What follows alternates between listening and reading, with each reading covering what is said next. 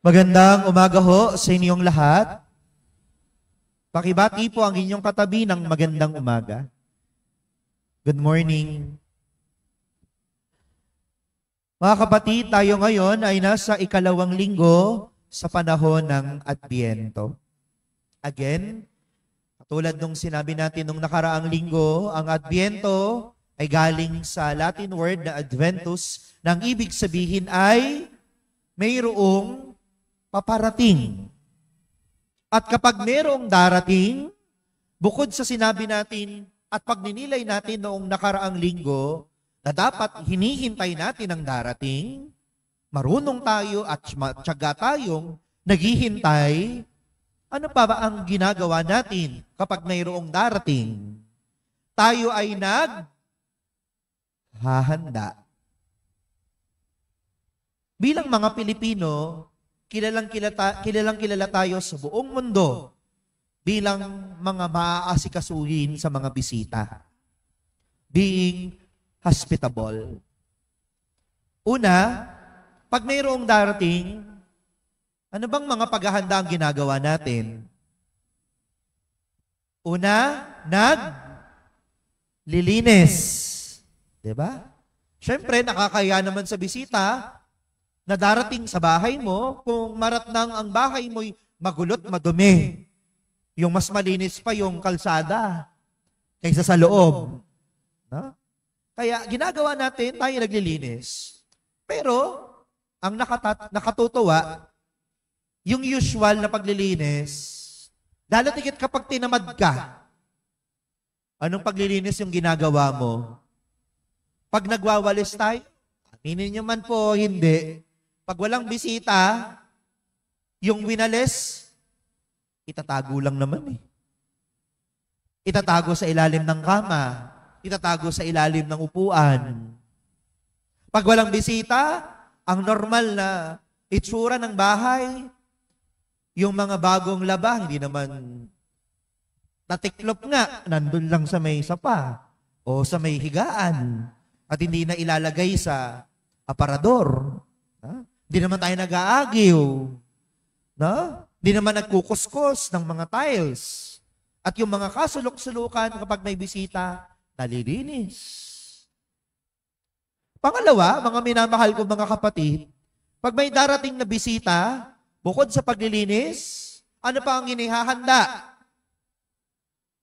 Pagkain. Tayong mga Pilipino, kahit tayo magkandabaon sa utang, okay lang. Basta, hindi tayo mapahiya sa bisita. Mapakain lang natin ang bisita. Kaya nga mga minamahal ko mga kapatid, yung usual na pagkain kapag walang bisita, ano? Mga prito-prito lang. Mga talbog-talbog lang, pinakulo ang talong at kung ano-ano. Aba, kapag merong bisita, lahat ng espesyal, lahat ng recipe, no? At yung kung saan ka mahusay magluto, no? Yun yung iluluto. At speaking of pagluluto, kapag may bisita, syempre, yung mga gamit sa pagkain, inihahanda din. Kapag wala namang bisita, aminin nyo man po, hindi. Ano ginagamit ninyo? Yung mga luma na, yung mga medyo sira-sira na pinggan. Halimbawa sa pinggan, minsan may lamat na, minsan may basag na yung gilid. Okay lang. Basta nagagamit, pagtiisan. Yung mga tinidor at mga kutsara, minsan meron ng kaunting kalawang. Sige na. No?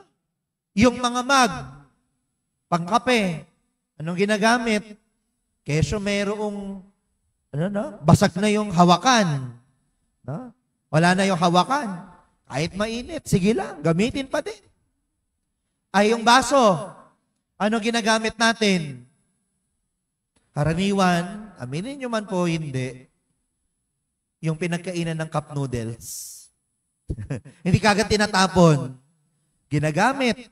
No? O kaya naman, pag naubos na yung kape, di ba? Yung babasaging kape, nalalagyanan, Hindi pa rin itatapon. Gagawin pa rin baso. Pero kapag may bisita, ilalabas ang lahat ng mga naka-display. Naalala ko nga po, yung very iconic na plato, yung plato na kulay puti na may kulay brown at babae na may bulaklak. Tsaka ito'y naabutan ko pa, ibig sabihin talagang tumatanda na ako, no? Karaniwan ng inihahanda noon, sunny orange. Sa bowl, may mga nakasabit na tasa. Mga minamahal ko mga kapatid, ganito tayo kilala sa buong mundo.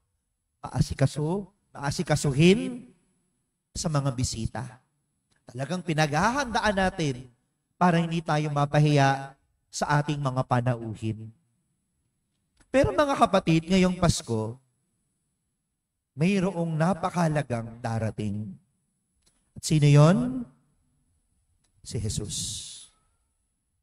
Kung ang mga bisitang mga kamag-anak mo, o mga kapamilya, mga kakilala mo, mga kaibigan mo, ganito ang paghahanda mo, paano pa ang paghahanda mo sa pagdating ni Jesus? Paano ka ba naghahanda sa pagdating ni Jesus ngayong Kapaskuhan? Kasi baka mamaya, abalang-abala tayo sa maraming bagay, sa mga panglabas na bagay. Pero ang tanong, saan ba tutuloy ang Panginoon? Sa puso mo. Ang tanong, kamusta? Ang tanong, itsura ng puso mo. Baka mamaya, mas madami pa yan sa tambakan ng basura. Dahil sa mga kasalanan, dahil sa mga bisyo, dahil sa mga makamundong bagay na ating nagagawa. Kaya nga mga minamahal ko mga kapatid, ang panahon ng Adbyento ay panahon ng paghahanda. At ang pinakamagandang paghahanda na magagawa natin ngayong Kapaskuhan ay walang iba kundi ang pagbabalik loob at pagsisisi sa ating mga kasalanang nagawa. Kaya nga ang sabi ni San Juan Bautista sa Mabuting Balita, anong sabi? Pagsisihan ninyo talikdan ang inyong mga kasalanan. Alam nyo mga kapatid, ngayong mga simbang gabi, next week, simbang gabi na, no? Lunes, December 16. Mga kapatid, araw-araw mayroong pakumpisal. Sa oras ng alas 3:30 ng umaga, 3:30 a.m. bago ang alas 4 na umaga ng simbang gabi. Kaming dalawa ni Kura, available araw-araw, December 16 hanggang December 24 para sa mga nais mangumpisal.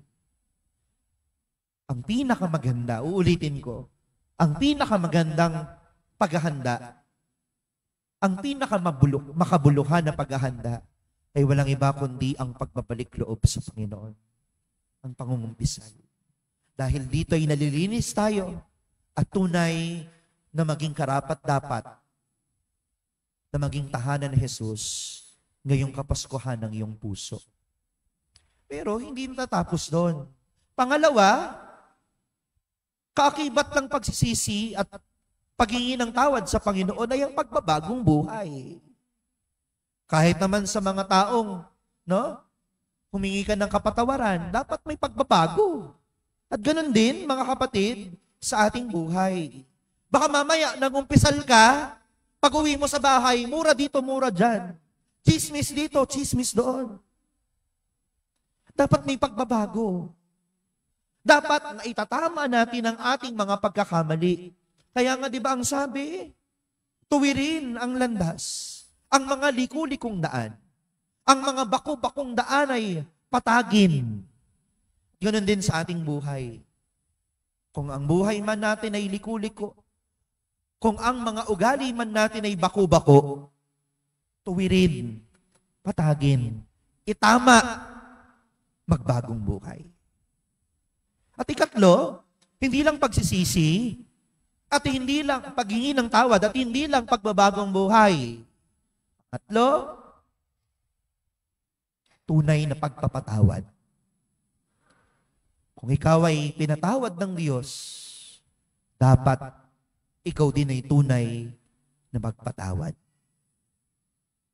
Kasi pinatawad ka sa mga malalaki, mabibigat, at marami at paulit-ulit nating mga kasalanan. Sino tayo para hindi magpatawad sa ating mga nakasamaan ng loob? Yung tunay ha, hindi yung kunwari, hindi yung peke. Kasi minsan, yung mga tao, for the sake lang ng sasabihin, sorry. Kapag katalikod, napaka-plastic, kung ano-ano sinasabi, kung ano-ano pa rin paninira ang ginagawa. Mga minamahal ko mga kapatid, ang sinasabi nating pagbati pag Pasko, maligayang Pasko. Sinasabi ko sa inyo, tunay na magiging makabuluhan at tunay na magiging maligaya ang Pasko mo. Kung tayo'y tunay na magsisisi sa ating mga kasalanang paulit-ulit na nagagawa, kung tayo'y magbabagong buhay at itatama ang ating mga pagkakamali, at kung tunay tayong magpapatawad sa mga taong nagkasala sa atin, tunay na magiging maligaya ang iyong Kapaskuhan. Amen.